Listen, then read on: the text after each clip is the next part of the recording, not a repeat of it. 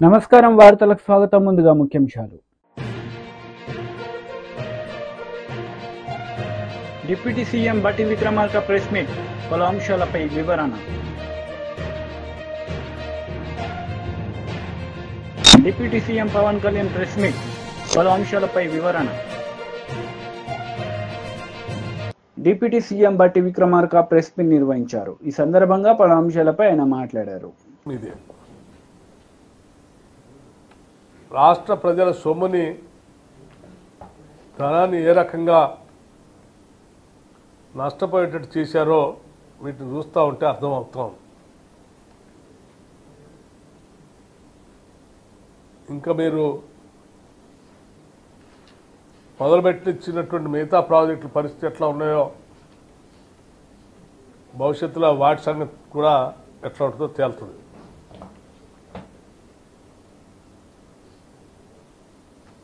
ఇంకా చాలా గొప్పగా ఒళ్ళు గగురు పొడిచే వీడియో కోసం క్యూఆర్ కోడ్ స్కాన్ చేయండి. ఒళ్ళు గగురు పొడిచే విధంగా ఈ కూలిపోయే గోడలను కట్టించి దాన్ని ఇంకా మళ్ళీ గొప్పగా మార్కెటింగ్ చేస్తూ కూలిపోయేదాన్ని ఎవరి మీదనో బురద జరగటం కోసం ప్రయత్నం చేస్తూ ఉన్నారు. శాంక్షన్ చేసింది 2021 నాడు, మొదలుపెట్టింది 2022 నాడు, సైడ్ వాల్స్ కంప్లీట్ చేసింది 2023 జూలై 23కి. పీరియడ్ మొత్తం మీదేనా. దయచేసి ఇంకా నేను ఉన్నది లేనట్టు, లేనిది ఉన్నట్టు భ్రమలు సృష్టించి మీ తప్పిదాలని, మీరు చేసిన పాపాలను ఎవరి మీదనో రుద్ది దానికి ఇంకెవరినో వేరే రకమైనటువంటి వ్యక్తులుగా చిత్రీకరించడానికి మీరు చేసే ప్రయత్నం ఈ డేట్స్తో సహా నేను చెప్పాను. వీటి ద్వారా పూర్తిగా అవగతం అవుతూ ఉంది. ఇది రెండో అంశం. ఈ సుంకిసాల పైన ఇటువంటి నిర్ణయాలు, పనులు చేయటమే కాకుండా ఏదో పత్రిక చేతిలో ఉందని, సోషల్ మీడియా చేతిలో ఉందని, ఓ టీవీ ఛానల్ చేతిలో ఉందని ఆనాడు సంపాదించిన అక్రమ డబ్బంతా పెట్టి వీటన్నిటిని పెంచి పోషిస్తూ ఇటువంటి తప్పుడు కథనాలు రాసి ఇంకా ప్రజల్ని మభ్యపెట్టడం కోసం ప్రయత్నం చేస్తే, అంటే ఎవరి మీదనో తప్పుడు, ఇది ఎవరిదో పాపం అన్నట్టుగా తప్పుడు కథనాలు సృష్టించడానికి ప్రయత్నం చేస్తే తెలంగాణ ప్రజలు ఇప్పటికే చాలా గట్టిగా బుద్ధి చెప్పారు. ఇక భవిష్యత్తులో మిమ్మల్ని నెగవలేను.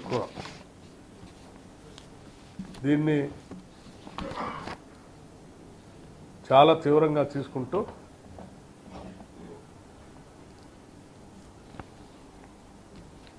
మీ తప్పుడు ప్రచారాలని చాలా తీవ్రంగా కూడా ఖండిస్తాం.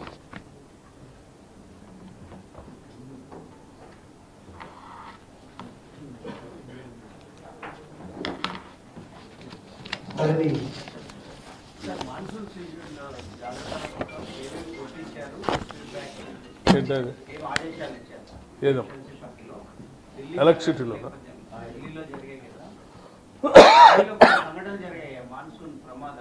ఎలక్ట్రిసిటీకి సంబంధించా, under ground water సంబంధించా,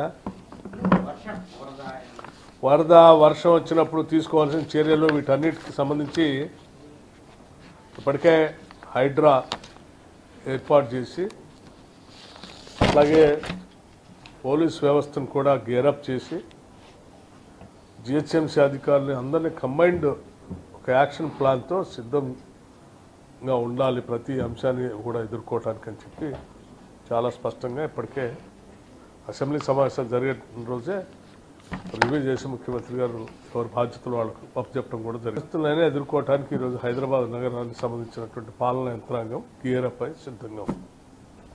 including electricity డిపార్ట్మెంట్తో సహా. Thank you. సుగ్గిసాలది మీరు ఆగస్టు 1కు అది పోయిందన్న వార్తలు వచ్చినాయి, అది నిజమేనా? ఇప్పుడు దాని పరిస్థితి ఎట్లా ఉంది? ఏమన్నా రిపోర్ట్ తెప్పించుకున్నారా? అది పూర్తిగా వరద వచ్చి లోపల నీళ్లలో సాగర్లో నీళ్ల లోపల ఉన్నటువంటిది. ఇది డెడ్ స్టోరేజ్లో కట్టేది కాబట్టి పూర్తిగా ఫ్లడ్ వచ్చింది, మొత్తం మునిగిపోయింది. ఏం కనపడదు కూడా. ఎట్లా ఉంది అంటే చెప్తాను, నీళ్ళు తగ్గిన తర్వాత కానీ చూసి అది ఎలా ఉంది, ఏం చేయాలనేది చర్యలు తీసుకుంటాం. జల విద్యుత్ ఉత్పత్తికి సంబంధించి ముందే బహుశా మీ అందరూ తెలిసే ఉంటుంది. నేను గతంలోనే శ్రీశైలం ఒక నెల రోజుల ముందే పోయి, ఇంకా మాన్సూన్ స్టార్ట్ కాకముందే తీసుకోవాల్సిన చర్యలు, చెప్పాల్సిన పనులన్నీ చెప్పేసి వచ్చేసాం.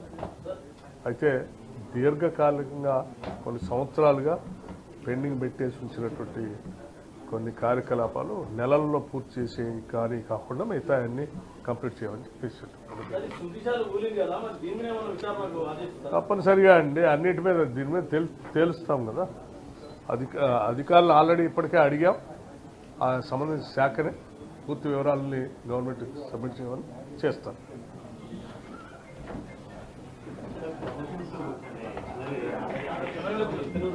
Deputy CM Pawan Kalyan press meet నిర్వహించారు. ఈ సందర్భంగా పలు అంశాలపై ఆయన మాట్లాడారు. So felt though we shared borders, our meeting started with Kuvempu's a short words from Kuvempu, the poet Kuvempu, Kavi Sampada, Kuppali Venkatappa Puttappa. And as I said earlier, more than a minister, more than a deputy chief minister, I'm a conservationist at heart. So the moment I was preparing for this meeting, so my office gave me about a small poetic verse from Kuppali Venkatappa Puttappa, and it really invoked a great feeling in me. I thought I would like to start with that. And I have great respect for Kannada language, and I feel sad to speak in English. Somewhere far away, England, we are able to, and sad part is we are able to communicate in English, and in a way it is good part, but the issue is sharing borders. I wish I could have learned Kannada to speak from my heart. But what my heart says is, I would like to recite the poetic words of Kuppali Venkatappa Puttappa. Aranyakke Hadu, it is a song for the forest. Aranyakke Hadu Hadu Munna, Nanu Nanna Manada Munde Nilyuttane, Aranyada Arisina Arulagalinda, Nannu Manada Arivina Arulagalu, Teriyuttave. And to make it a little simple translation in English, before singing a song for the forest, I stand before my own mind. The forest's gentle breeze opens up the petals of my mind's awareness. When I read this, I wish I could have learnt Kannada. I wish I could have spoken in Kannada. And I felt this is, actually I was telling my colleague today, this meeting triggered me to learn Kannada, to speak in Kannada. And that's a respect I want to show in coming years, learning the Kannada language and communicating, and in that way more than MOUs. Of course, MOUs are essential. Tiruvalike Uppanda. Before that, I wish I could have learnt language. I wish I could be more closer to people of Karnataka. And always they loved me, always they showered great love as an actor too. But now I would like to extend my love and my cultural respect for Karnataka. And I would like to start off with that. I would like to learn Kannada language, and few coming years I would like to speak in Kannada, and I wish I could convey my heartfelt respect for Kannada culture in forthcoming years. So in short, we can say that I came here as I have taken the charge of forest and environment and pollution board. My first thing was, always there was a pain in me. My first awareness in the forest was Kannada Kantiru Sri Rajkumarji's Gandhada Gudi.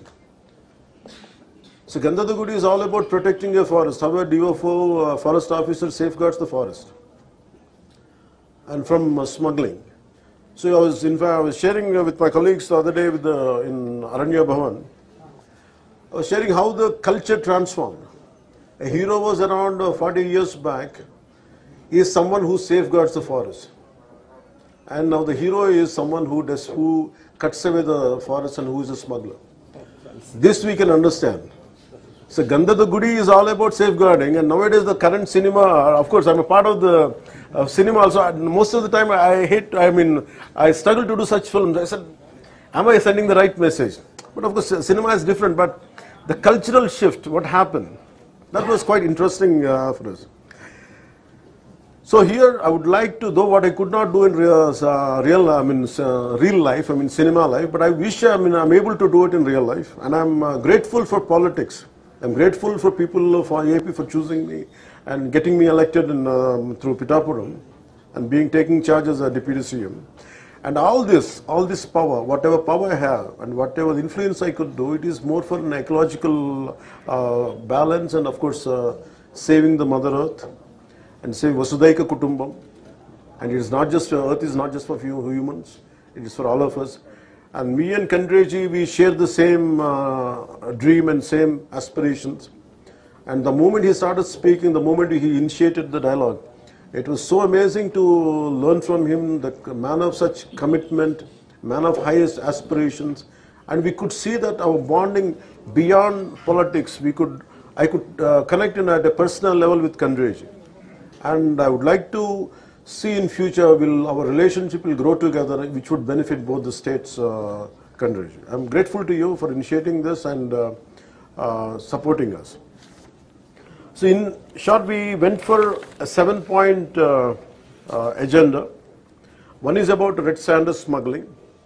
The second one is about IT initiatives, how IT initiatives are making wildlife management and forest management quite well through IT initiatives. And second is about ecotourism initiative, which Karnataka is at the forefront. And of course about wildlife poaching and how to contain it, that is one aspect. And the last one is elephant and human conflict and elephant movement tracking. And BRS leader media సమావేశం నిర్వహించారు. ఈ సందర్భంగా పలు అంశాలపై ఆయన మాట్లాడారు. 5-10 కోట్లు కూడా కావు, కానీ 8 నెలల నుండి చిల్లి గవ్వ కూడా వాళ్ళకి చెల్లించడం లేదు. ఈరోజు ప్రాథమిక పాఠశాలల్లో ఉన్నటువంటి విద్యార్థులకు మధ్యాహ్న భోజనం మీద ఖర్చు పెట్టేది 5 రూపాయలు, హై స్కూల్లో పిల్లలకు ఖర్చు పెట్టేది 7 రూపాయలు. ఈ 5 రూపాయలతోని 7 రూపాయలతోని వాళ్ళు అన్ని సరుకులు కొని వాళ్ళు భోజనం వండి ప్రతిరోజు ఒక లీవ్ కూడా తీసుకోకుండా వాళ్ళు ప్రతిరోజు అక్కడ వంటలు వండి పిల్లలకు భోజనం పెట్టాలి. కానీ చివరికి ఏమవుతుందంటే వాళ్ళ ఇంటికి పోయి వాళ్ళు కడుపులు మార్చుకోవాలి. ఇది వాస్తవ పరిస్థితి. ప్రభుత్వం చెల్లించేది ఒక కోడిగుడ్డుకు 5 రూపాయలు, కానీ వాస్తవానికి ఈరోజు కిరాణం పోతే ఎక్కడన్నా 5 రూపాయలకు వస్తున్నాయి కోడిగుడ్లు. మినిమం హోల్సేల్ ధరనే ఈరోజు 6 రూపాయలు ఉన్నది, రిటైల్ ధర 6.5-7 రూపాయలు ఉన్నది. అటువంటి దగ్గర 5 రూపాయలు చెల్లించుకుంటూ ఈరోజు వాళ్ళ కనీస జీతం కూడా చెల్లించకపోతే వాళ్ళు ఎట్లా బతకాలి, వాళ్ళ పిల్లలు ఎట్లా బతకాలి, వాళ్ళ పిల్లలు పాఠశాలకు పోతుంటే పుస్తకాలు ఎట్లా కొనియాలి, వీళ్ళు కనీస సోయి ఉండాలి. అదేవిధంగా మోడల్ స్కూళ్ళలో ఉన్నటువంటి టీచర్స్ సంగతి అయితే ఇంకా ఘోరంగా ఉన్నది. 9 నెలల నుండి వాళ్ళకి జీతాలు, ఈ నెల జీతం 8 నెలల నుండి ఈ నెల జీతం వచ్చే నెల ఇస్తా ఉన్నారు. 9 జిల్లాల్లో ఉన్నటువంటి మోడల్ స్కూల్ టీచర్లకైతే ఇప్పటికీ జీతాలు రాలేదు. సిద్దిపేట, సిరిసిల్ల, నిజామాబాద్, సంగారెడ్డి, రంగారెడ్డి, వికారాబాద్, వనపర్తి, పెద్దపల్లి ఈ జిల్లాలు ఇప్పటివరకు జీతాలు కూడా రాలేదు. ప్రతి నెల కూడా ఒక నెల జీతం పెండింగ్ పెడుతూ వస్తున్నారు. ఉదాహరణకి జనవరి నెల జీతము ఫిబ్రవరి 16వ తేదీ ఇచ్చిండు, ఫిబ్రవరి నెల జీతము మార్చి 27వ తేదీ ఇచ్చిండు, మార్చి నెల జీతం ఏప్రిల్ 6వ తేదీ ఇచ్చిండ్రు, ఏప్రిల్ నెల జీతం మే 9వ తేదీని ఇచ్చిండ్రు, మే నెల జీతం జూన్ 11వ తేదీని ఇచ్చిండ్రు. ఇక మళ్ళీ మీరు 1వ తారీఖు మేము జీతం ఇస్తున్నాం అని చెప్పుకోవడానికి కొంచెమన్నా మీరు ఆలోచన చేయాలి.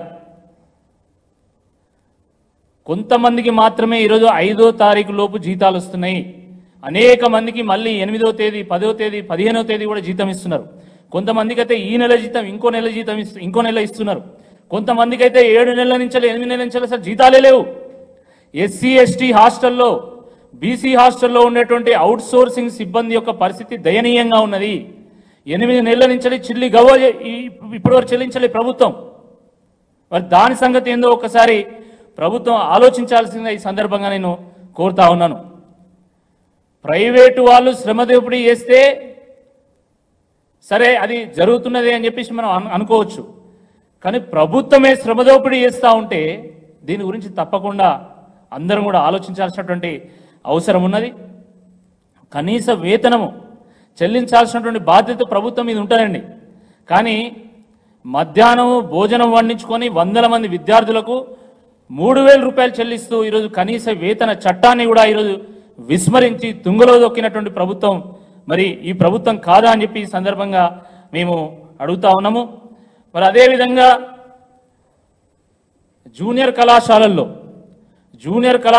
ఉన్నటువంటి 1654 మంది అధ్యాపకులు వాళ్ళు మా నెల జీతము 28,000 నుండి 42,000కు పెంచాలని చెప్పేసి వాళ్ళు ధర్నాలు చేస్తూ ఉన్నారు.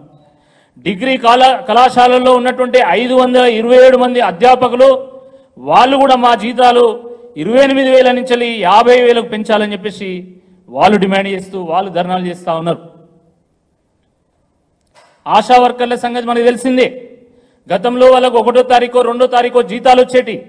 కానీ ఈరోజు ఆశా వర్కర్లకు 20వ తేదీ జీతం వస్తున్నది. 20వ తేదీ మాకు జీతం సరైనటువంటి సమయంలో చెల్లించాలి. అదేవిధంగా మరి కాంగ్రెస్ ప్రభుత్వం ఇచ్చినటువంటి హామీ నెల జీతం 18,000కు పెంచాలన్నటువంటి హామీ ఏదైతుందో దాన్ని కూడా నెరవేర్చాలని చెప్పేసి ఇటీవలనే వాళ్ళు కోటిలో కమిషనర్ కార్యాలయం ముందు వాళ్ళు ధర్నా చేయడం కూడా జరిగింది. తర్వాత కమిషనర్ గారు వచ్చి స్వయంగా వారే వచ్చి మేము 18,000 రూపాయల మీ వేతనం హామీని మేము నెరవేరుస్తామని చెప్పేసి వాళ్ళు మాట ఇచ్చిన తర్వాత మాత్రమే మరి వాళ్ళు ఆ సమ్మెను విరమించాలనే వాస్తవాన్ని కూడా గ్రహించాల్సిందే ఈ సందర్భంగా నేను గుర్తు చేస్తా ఉన్నాను. ప్రభుత్వం ఆలోచించాల. ముఖ్యంగా చిరు ఉద్యోగులంటే వాళ్ళకు ఎందుకు ఇంత చిన్న చూపు ఒకసారి ఆలోచించుకోవాలి. గ్రామ పంచాయతీ సిబ్బంది, ఎస్సీ ఎస్టీ హాస్టల్లో ఉన్నటువంటి అవుట్ సోర్సింగ్ సిబ్బంది, మధ్యాహ్న భోజన పథకం సిబ్బంది లేదా ఆశా వర్కర్లు వీళ్ళు చిరు ఉద్యోగులండి. 5,000, 10,000. వైసీపీ లీడర్ మీడియా సమావేశం నిర్వహించారు. ఈ సందర్భంగా పలు అంశాలపై ఆయన మాట్లాడారు. అనే వ్యక్తి, పవన్ కళ్యాణ్ అనే వ్యక్తులు ఏమైపోయారు, ఎందుకు మోగబోయారు, ఎందుకు మాట్లాడలేదు?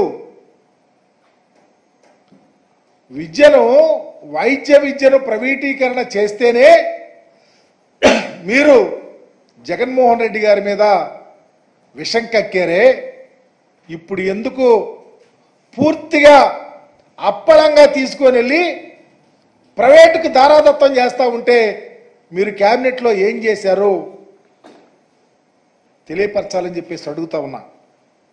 అంటే ఎన్నికలకు ముందు మీరు జగన్ గారి మీద బురగ చల్లడం తప్ప, విషపరాతాలు రాయించడం తప్ప మీ ఆలోచన ఏమీ లేదు. దొంగలుగా మిగిలిపోవాలని తప్ప ఎందుకు మాట్లాడలేకపోయారని కూడా అడుగుతా ఉన్నా. ఒక అడుగు ముందుకేస్తే మీరు చాలా అన్నారు, మేము అధికారంలోకి వస్తే ఈ జీవోలన్నీ క్యాన్సిల్ చేస్తాం, ఈ జీవోలన్నీ రద్దు చేసి మరలా పేద ప్రజలకు అందిస్తాను ఆ సీట్లని చెప్పారు. ఎందుకు రద్దు చేయలేకపోయారు? ఎందుకు ప్రైవేటీకరణకు మద్దతు పలికి రేపు చర్య తీసుకుంటారో సమాధానం చెప్పాలని లోకేష్ని, పవన్ కళ్యాణ్ కూడా అడుగుతా ఉన్నా. మేమేమి అప్పళంగా సీట్లు అమ్ముకొని లబ్ధి పొందరా? ఏనాడు స్వతంత్రం రానప్పటి నుంచి 2019 దాకా ఆంధ్రప్రదేశ్లో 12 ప్రభుత్వ మెడికల్ కాలేజీలు ఉన్నాయి. మేము వచ్చినాక, మా నాయకుడు వచ్చినాక 17 మెడికల్ కాలేజీలు పెడితే ఈ చంద్రబాబు నాయుడు గారు ముఖ్యమంత్రిగా వెలుగొందిన టైంలో ఒక్క మెడికల్ కాలేజ్ తీసుకురాలేకపోయారు. ఎందుకు తేలేకపోయారు?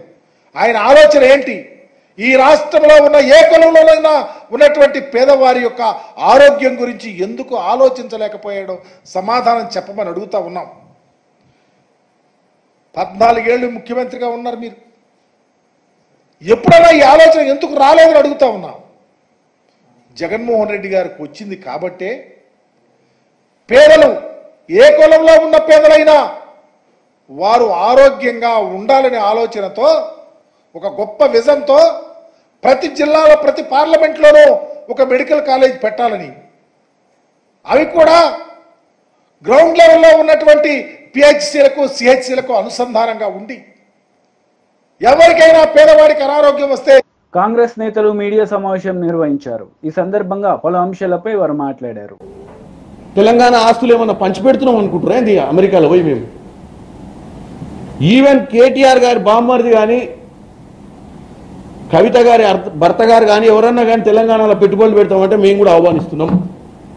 ఎందుకంటే తెలంగాణలో పెట్టుబడి పెట్టాలన్న ఆలోచన వచ్చే ఏ వ్యక్తి అయినా, ఏ పార్టీ వాడైనా మేము ముందుకు ఆహ్వానిస్తున్నాం. ఒక గంజా వ్యాపారం, డ్రగ్స్ వ్యాపారం, చీప్ లిక్కర్, ఇల్లీగల్ మద్యం వ్యాపారం తప్ప అన్ని వ్యాపారాలకు అనుమతులు ఉంటాయి.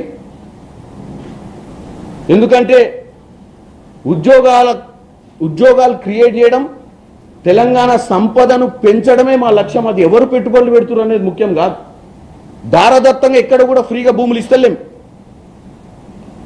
స్వచ్ఛ బయో అనే కంపెనీ 1000 కోట్లతో పెట్టుబడితో తెలంగాణకు వస్తాము, 500 మందికి ఉద్యోగాలు వస్తాయి, దీంతో మంచి జరుగుద్ది అంటే ఆ కంపెనీకి అవకాశం ఇచ్చారు తప్ప ఆ కంపెనీకి చర్చ జరిగింది. ఆ కంపెనీకి ఇంకా భూమి అలాట్ చేయలే. ఆ కంపెనీ పెట్టుబడులు పెడతా అంటే ఫార్మల్ మీటింగ్ జరిగింది. దాన్ని కూడా ఇక వాళ్ళ దగ్గర కొంతమంది ఉంటారు 24 గంటలు భజన బ్యాచ్, నెల తప్పితే జీతం రాదు, ఏదైనా సోషల్ మీడియాలో పోస్టులు పెట్టకపోతే బతుకు తెరవదు. ఎట్లా సోషల్ మీడియాలో పోస్టులు పెట్టాలన్నా, ఎక్కడ ఫోటోలు దొరుకుతాయా, దేన్నన్నా పట్టుకుందామా, ఈ ఆలోచన తప్ప తెలంగాణ ప్రజలకు ఏం పరిస్థితులు ఉన్నాయి, గత 10 ఏళ్లలో మన దరిద్ర పాలన ఏం జరిగింది, మరి ఏంది మనం చేస్తే బాగుంటుందని ఒక ఆలోచన కూడా లేదు. ఈరోజు రేవంత్ రెడ్డి గారి పర్యటనల ముఖ్యంగా మీ అందరు రోజు పేపర్లలో చూస్తున్నారు, దగ్గర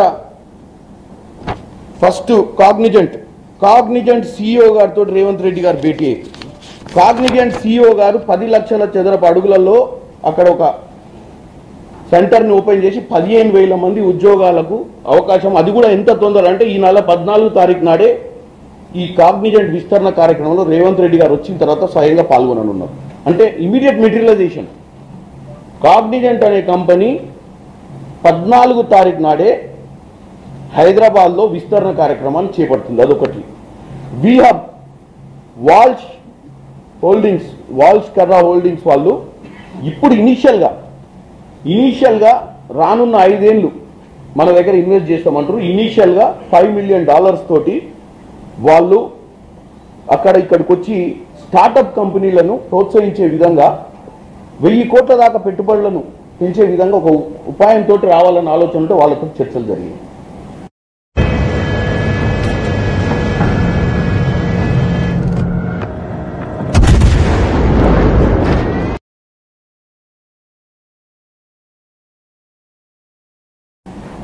హైదరాబాద్లో టీడీపీ లీడర్ మీడియా సమావేశం నిర్వహించారు. ఈ సందర్భంగా పలు అంశాలపై ఆయన మాట్లాడారు. ఏదైతే మంగళగిరి తెలుగుదేశం పార్టీ కేంద్ర కార్యాలయంలో టీడీపీ జాతీయ అధ్యక్షులు ముఖ్యమంత్రి గారైనటువంటి చంద్రబాబు నాయుడు గారి అధ్యక్షతన జరిగినటువంటి పోలిట్ బ్యూరో మీటింగ్లో చర్చించినటువంటి అంశాలపైన మేము మీ అందరికీ వివరిద్దామని చెప్పే ఉద్దేశంతో ఈ ప్రెస్ మీట్ పెట్టడం జరిగిందండి. ఈరోజు సుమారు 3 గంటల పాటు మరి ప్రెస్ మీట్ అక్కడ సమావేశం జరిగింది, పోలిట్ బ్యూరో సమావేశం.